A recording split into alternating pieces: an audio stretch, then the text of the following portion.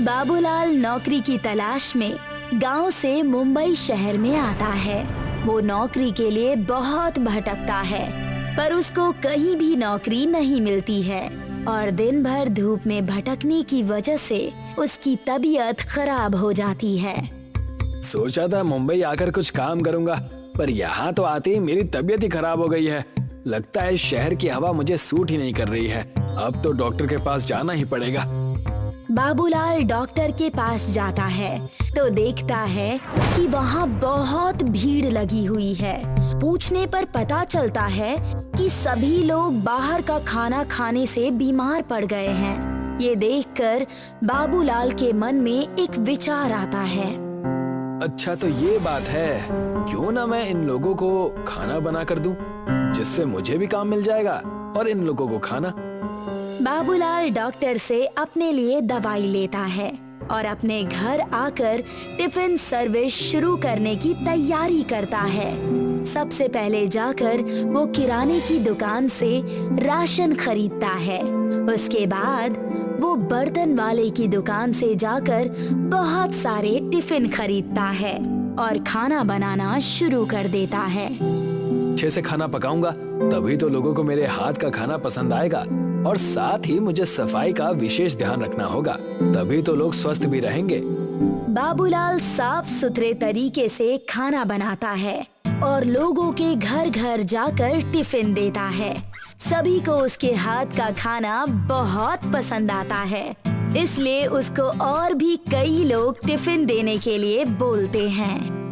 अरे वाह, मैंने जितना सोचा था ये काम तो उससे भी अच्छा चल रहा है। अब तो मन लगाकर काम करना पड़ेगा, तभी जाकर ज्यादा लोगों को टिफिन पहुंचा सकता हूं। बाबूलाल बहुत मेहनत करता है, पर फिर भी वो ज्यादा लोगों तक टिफिन नहीं पहुंचा पाता, क्योंकि एक तो वो अकेला ही सारा काम करता है, राशन लाना, खाना पकाना और टिफिन पहुंचाना।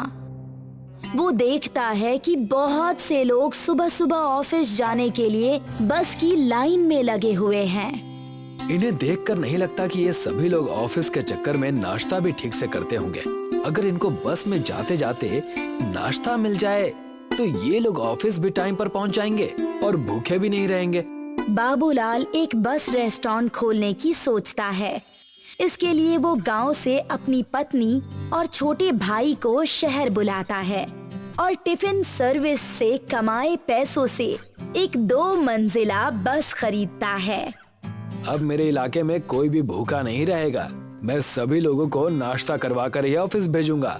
चलो आज से ही काम शुरू कर देता हूँ। शुभ काम में देरी क्यों करनी। अब बाबूलाल, उसकी पत्नी और भाई मिलकर बस में रेस्टोरेंट बनाने की तैयारी करते हैं। देखो मुझे गाड़ी चलानी तो आती ही है, इसीलिए मैं बस चलाऊंगा। मेरे हाथ का खाना एक बार कोई खाएगा तो दोबारा कहीं और खाना खाने जाएगा ही नहीं। हाँ हाँ, साफ साफ बोलो ना कि खाना तुम बनाओगी। इतना घुमा फिराकर बोलने की क्या जरूरत है। मैं तो ना खाना बनाना जानता हूँ और ना गाड़ी चलाना। मैं क्या काम करूँगा। मैंने तो पहले ही कहा था कि मैं नहीं आऊंगा शहर। देखा, मेरे आने का कोई मतलब ही नहीं रहा। कोई जरूरी है कि तुम्हें बस चलाना और खाना बनाना आए। अगर तुम चाहो तो हमारे इस बस रेस्टोरेंट में हमारी मदद कर सकते हो। तुम कुछ और काम भी कर सकते हो। और काम क्या रहेगा। दोनों काम के लिए आप दोनों तो हो ही ना। खाना देने वाला भी तो कोई चाहिए ना, और जिनको खाना दोगे उनसे पैसे लेने के लिए भी तो आदमी की जरूरत पड़ेगी ना, या वो काम अपने आप ही हो जाएगा। ठीक है, फिर मैं वेटर और बस कंडक्टर का काम कर लूंगा। लो, ये हुई ना बात। अब तो नहीं कहोगे ना कि तुम्हारे शहर आने का कोई मतलब नहीं निकला। नहीं, अब नहीं कहूँगा। चलो आज एक डेमो लेकर देखते हैं। पर आज तो संडे है ना, आज कौन जाएगा ऑफिस। आज हम अपनी सभी चीजें बस में अच्छे से सेट कर देंगे, ताकि कल हमें सुबह सुबह ज्यादा दिक्कत ना हो। मैं सोच रहा हूँ कि रेस्टोरेंट का सारा सेटअप हमारे ऊपर वाली मंजिल पर करना चाहिए। जिसको खाना खाना होगा वो ऊपर आ जाएगा और खाने के बाद नीचे आ जाएगा, जिससे बाकी यात्रियों को भी परेशानी नहीं होगी। हाँ, ये ठीक रहेगा। किचन का पूरा सेटअप ऊपर ही कर लेते हैं, ताकि दोनों चीजें आपस में मिक्स ना हो। तीनों मिलकर बस में रेस्टोरेंट बनाने की तैयारी करने लगे। उन्होंने अपने सारे बर्तन और कुछ कुर्सियों के साथ कुछ मेज भी बस में रख दिए। ये लोग ऊपर वाले मंजिल पर सभी चीजें व्यवस्थित कर लेते हैं। ये हुआ ना सेटअप। अब देखना, कल सुबह से ही हम लोग अपनी सर्विस शुरू कर देंगे। पर इसके लिए लोगों को हमारे बस रेस्टोरेंट के बारे में पता भी तो होना चाहिए। हमें एक बड़ा सा बोर्ड बस के आगे लगाना होगा। अब बाबूलाल दुकान से एक बड़ा सा बोर्ड बनवा कर लाता है, जिसमें बड़े बड़े अक्षरों में लिखा हुआ है बाबू बस रेस्टोरेंट। वो उस बोर्ड को बस के आगे टांग देता है और अब सभी लोग सुबह होने का इंतजार करते हैं। सुबह होती है पर कोई भी उनके बस रेस्टोरेंट में नहीं आता। ये देखकर सभी लोग निराश हो जाते हैं। ये क्या भैया, हमारी बस में तो कोई भी नहीं आ रहा है। अब क्या करें? करना क्या है? जाकर लोगों को बुलाना पड़ेगा। अब बाबूलाल और श्यामलाल दोनों मिलकर अपने बस रेस्टोरेंट के बारे में लोगों को बताने लगते हैं। देखिए भाई साहब, यहाँ पर भीड़ में बस का इंतजार करने से अच्छा है आप हमारी बस में बैठ जाइए। वहाँ आपको नाश्ता भी मिलेगा और आपको आपके ऑफिस भी पहुँचा देंगे। अच्छा, ऐसी कौन सी बस है जिसमें नाश्ता भी मिलने लगा है? बस रेस्टोरेंट है, आप चलिए तो सही, आपको सब पता चल जाएगा। वो आदमी अपने साथ अपने कई दोस्तों को लेकर बाबूलाल के बस रेस्टोरेंट में आता है। बाबूलाल की पत्नी सभी के लिए नाश्ता बनाती है, जो कि सभी को बहुत पसंद आता है। ये तो बहुत अच्छी सुविधा दी है आपने भाई साहब। ऑफिस के ऑफिस पहुंचना भी हो जाता है और साथ में खाना भी हो जाता है। हाँ, सुविधा तो अच्छी है, पर उसके बाद भी हमारी बस में कोई आ नहीं रहा है, क्योंकि आपके इस बस रेस्टोरेंट के बारे में लोगों को पता नहीं है, इसीलिए कोई नहीं आ रहा। जब पता चलेगा तो लोग जरूर आएंगे। अब आप ही देखो ना, जब आपने मुझे बताया तभी तो मुझे इसके बारे में पता चला। मैंने इतना बड़ा बोर्ड तो लगाया हुआ है, अब और कैसे बताऊं लोगों को अपने बस रेस्टोरेंट के बारे में? बोर्ड तो लगा दिया, पर उसे कोई तभी देखेगा ना जब बस के पास आएगा। कुछ ऐसा करो कि बस के पास आए बिना भी लोगों को आपकी बस रेस्टोरेंट के बारे में पता चल जाए, जैसा कि तुम चाहते हो। हाँ, ये सही रहेगा। अब बाबूलाल बहुत सारे पैम्पलेट्स छपवाता है और जगह जगह जाकर उनको बांटने लगता है। वो बस स्टैंड में लाइन में लगे लोगों को भी देता है। इसके अलावा वो घर घर जाकर भी लोगों को ये पैम्पलेट्स बांट देता है, जिससे अब सभी लोगों को उसके बस रेस्टोरेंट के बारे में पता चल जाता है और उसके बस रेस्टोरेंट में लोगों की भीड़ लग जाती है। अरे भाई, जरा आराम से चढ़ो, बस भागेगी नहीं आपको छोड़कर। सभी लोग ठीक से बैठ जाइए। श्यामलाल सभी के टिकट्स काटता है और खाने के ऑर्डर्स लेता है। बाबूलाल की बीवी खाना बनाती है। हम चारों के लिए एक एक आलू पराठा बना दीजिए। ठीक है मैडम, अभी लाता हूँ। बहुत सारे लोग ऊपरी मंजिल पर खाना खा रहे हैं और बहुत सारे लोग नीचे बैठकर सफर कर रहे हैं। ये लीजिए मैडम, आपके पराठे और ये हमारे रेस्टोरेंट का टेस्टी अचार। थैंक यू भैया। जैसे जैसे समय बीतता है, बाबूलाल के बस रेस्टोरेंट में लोगों की भीड़ लगने लगती है। अब सभी लोगों को इस बस रेस्टोरेंट के बारे में पता चल गया है, इसीलिए सभी लोग इससे सफर करना पसंद करते हैं और देखते ही देखते बाबूलाल को शहर में सभी लोग जानने लगते हैं और वो बहुत पैसे कमाकर यहाँ पर अपना एक सुंदर सा घर खरीद लेता है। ये कहानी है छतरपुर गांव की, जहां करिया अपनी पत्नी के साथ रहा करता था। छतरपुर में बारिश न होने की वजह से जमीनें सूख सी गई थी, जिसके कारण खेतों में अनाज पैदा नहीं होता था और इस वजह से करिया अपनी पत्नी से झगड़ा किया करता था। ये क्या, आज भी सिर्फ चावल खाने में? मैं कब खाऊंगा अच्छा खाना? मुझे कुछ समझ में ही नहीं आ रहा। बड़े आए अच्छा खाना खाने वाले। अगर मैं पैसे ना बचाऊं तो चावल भी नसीब ना हो। नसीब नसीब, बस सब नसीब का कमाल है। तुम्हारा बस नाम ही प्रेमा रखा है माँ बाप ने, प्रेम तो दूर दूर तक नहीं है। चुपचाप खाना खा रहे हो या मैं तुम्हें खिलाऊं? तुम्हारे कड़वे वचन सुनकर ही मेरा पेट भर चुका है। मैं जा रहा हूँ, नहीं खाना मुझे ये सब। करिया प्रेमा से झगड़ा करके वहाँ से चला गया और जाकर अपने खेत में हल चलाने लगा। कड़ी धूप में परिश्रम करने के बाद उसे नंदू पहलवान नजर आया। अरे नंदू भाई, आज कहाँ से पहलवानी करके आ रहे हो? बड़े मुस्कुरा रहे हो, जरूर जीत कर आए हो। पहलवानी तो नहीं, बस ये एक मैं आम लेकर आया हूँ, यही गंदे नाले के पास से। क्या कहा? गंदे नाले के पास से? वहाँ आम कैसे मिल सकता है? क्यों नहीं मिल सकता, मैं ये लेकर तो आया हूँ, जाओ तुम भी ले लो। नंदू सोचने लगा और वहाँ उस गंदे नाले के पास चला गया।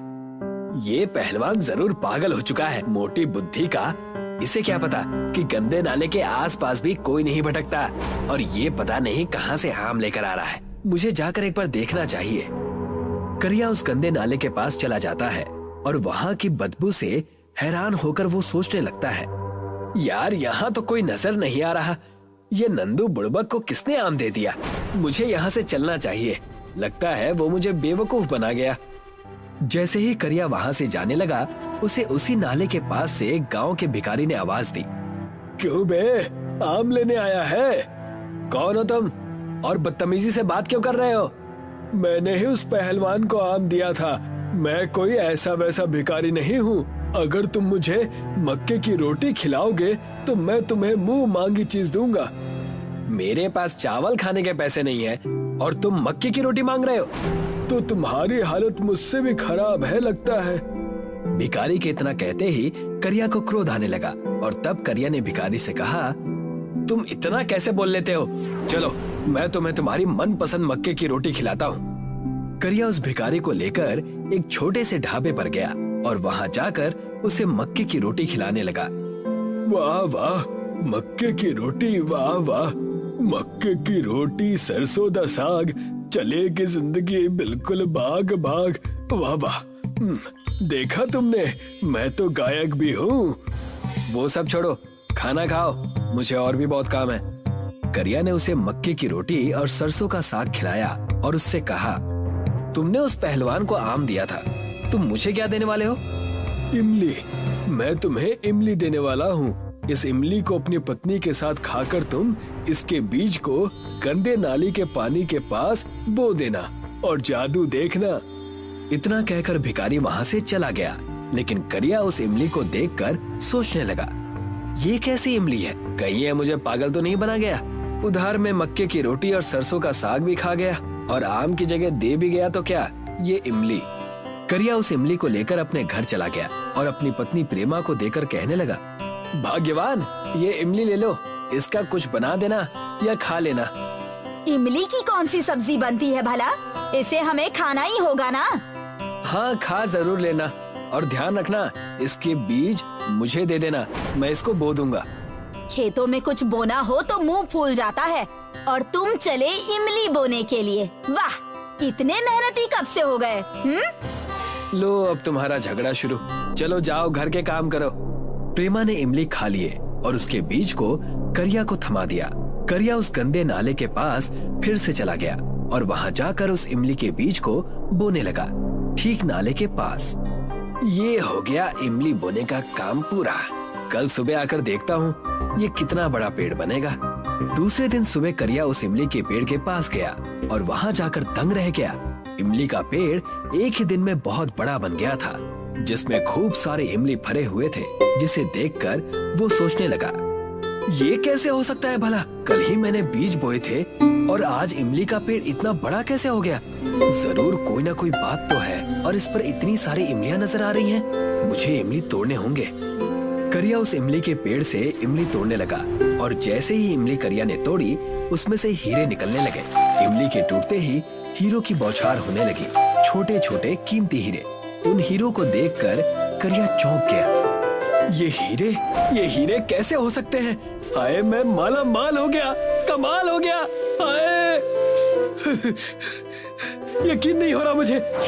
उन इमली और हीरो को लेकर करिया उसी भिखारी को ढूंढने लगा, जो कि एक मंदिर के बाहर आराम कर रहा था। क्यों आ गए ना चौंक कर मेरे पास? लेकिन ये कैसे हो सकता है? इमली के पेड़ से हीरे कैसे निकल सकते हैं? तुम कोई साधारण इंसान नहीं हो, आखिर तुम हो कौन? अरे बाबा, मैं हूँ तो साधारण इंसान ही। तुम्हें और भी हीरे चाहिए हो तो उस गंदे नाले को साफ करो। उस नाले को साफ करके ही मैंने इतना पुण्य कमाया है, जिसका मैंने तुम्हें थोड़ा सा हिस्सा बांट दिया। मैं उस नाले की आज ही सफाई करूंगा और अच्छे से करूंगा और सारे हीरे ले जाऊंगा। करिया सारे हीरे और इमली ले जाकर अपनी पत्नी प्रेमा को दे देता है और प्रेमा से कहता है, अब से हमें किसी भी चीज से डरने की या तरसने की कोई जरूरत नहीं है। हमारे पास अब सब कुछ है।